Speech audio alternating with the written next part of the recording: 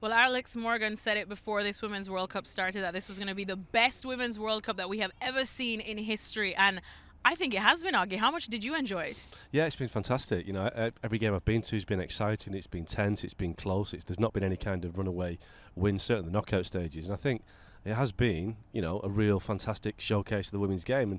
But I think we take that aside now. It's been a great showcase of football. Yeah. Let's not separate women's men's. It's been a great showcase of football. I think Australia's embraced it, and that shows how a big a tournament it's been. Biggest surprises then, I suppose, that you've enjoyed. It could be good, it could be bad. Well, I think Australia for me, because although I tipped them to do well in the tournament, the fact that Sam Kerr got injured just before the first game, she's the biggest star. She's probably one of the best players in the world, and for them to get so far without Sam Kerr really kicking a ball to the semi-final, and then she obviously announced herself with that amazing goal. But Australia getting so far without Sam Kerr is a big surprise for me. I'm tempted to say my Reggae Girls of Jamaica were a big surprise, but, we'll get to that in a bit because I knew all along that my girls came to ball out. But for me, I would have to say Colombia. I mean, Colombia absolutely stole my heart. I was actually surprised to find out that the fact that they made it so far, only Brazil, in terms of South American teams, have made it so far in Women's World Cup. So Brazil has literally been carrying that continent on its back. And when you think of the pedigree of footballers that South America gives us, and now we're just seeing Colombia get to this level. A Colombia that I know it's not unique to them and sadly not unique to women's football, the fact that they have gone through some serious obstacles. At one point they were just using recycled and discarded kits from the men's team, and the fact that they went, I want to say, not necessarily toe to toe, but they gave England a good run for their money, scored a brilliant goal as well. There was moments in that game where I thought, England are going to have to dig deep for that. And if you're thinking we're talking about the European champions up against a very young Colombian team that managed to frustrate them, managed to get physical with them, had an absolute star in Linda Caicedo. Definitely we will be keeping an eye on her. But I think Colombia for me were such a wonderful surprise in this tournament. Yeah, but obviously Jamaica's your story, isn't it? Yeah, Jamaica. I mean, come on, gang. It was, I say it surprises me, but it doesn't surprise me. It surprises me now when I look back and I think that, we were in a group with France and Brazil and we did not concede a single goal until we conceded against Colombia, went out in the round of 16. But I'll take that. The fact that you're, holding off attacks from the likes of Debinha and Marta coming at you, and Becky Spencer, who just has been an absolute MVP, I think, for Jamaica. The defense, because in the last World Cup, I thought it was the defense that let us down. But who would have thought that when we had someone like Khadija Shaw, leading that line, the fact that she's come from scoring over 30 goals for Manchester City in the WSL this season, I thought our attacking prowess was actually going to be what we'd be talking about. But instead, defensively, the Reggae Girls were so solid, being the only team that got to that round of 16 and not scored, had been scored on. It's amazing. I say it's a surprise, but I knew my girls were here to ball out. Yeah, I think one of the biggest things for me is the travel side of it, because obviously we've both covered two countries, haven't we? It's been so cold in New Zealand, and you come to Australia where they had a different vibe. And I think New Zealand, with them being knocked out early, kind of changed it a little bit over there. Yeah.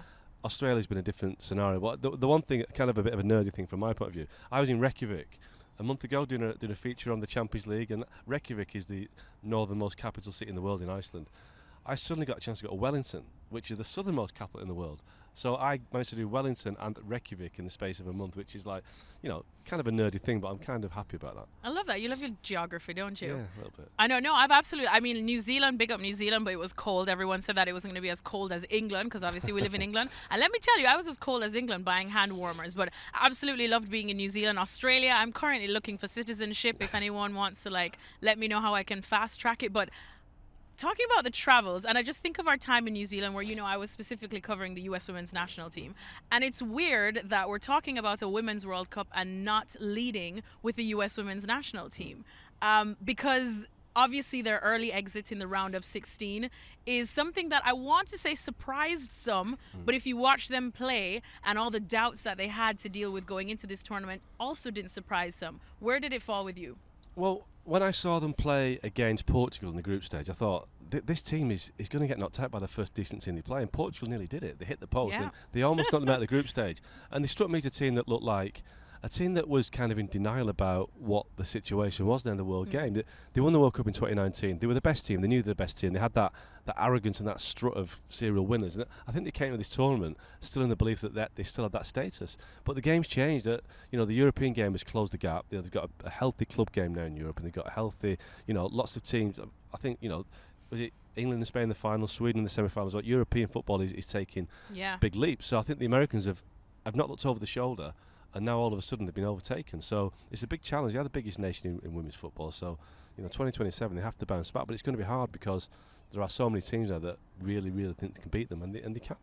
I think with the USA, for me, obviously spending so much time with them, it's not necessarily that I thought that there was an arrogance to them. I think it was more a confidence, because I remember even speaking to Megan Rapinoe and to Alex Morgan and saying, like, look, everyone's expecting them to panic, and it's almost like, what do you want them to do? Be like, oh my God, I genuinely don't think we're going to win the next match. No, because as Alex Morgan told me, we've been in situations before where we've had to literally dig deep and we've gone far. So it was something like a confidence that they know mentally they just have to be strong. But that was the and arrogance. they've been there. But that's confidence. I don't think that's arrogance. It's the arrogance in not actually. That's drawing from experience. The difference between confidence and arrogance is confidence is the knowing that your ability is good, but arrogance is like, oh, we'll be all right anyway.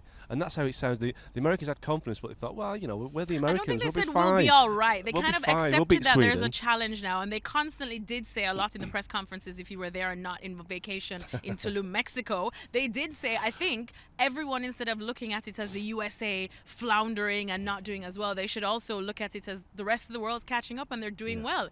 So they did admit that a lot. But I think obviously this is a transitional time in US women's national team soccer. It's a time that they still have a new generation of talents, and they're also trying to say goodbye to the Megan Rapinoes, Alex Morgan, even though she said that she's not hanging up her boots just yet, Julie Ertz as well. So it's an interesting time, and I think the World Cup just came at the worst time in that transition. But we know the USA, they're going to be back, they're going to be roaring, and either way, it's just been a brilliant World Cup overall to see how the rest of the world, I think, has caught up. Thank you very much for watching ESPN FC on YouTube. For more highlights, analysis and exclusive content, be sure to subscribe.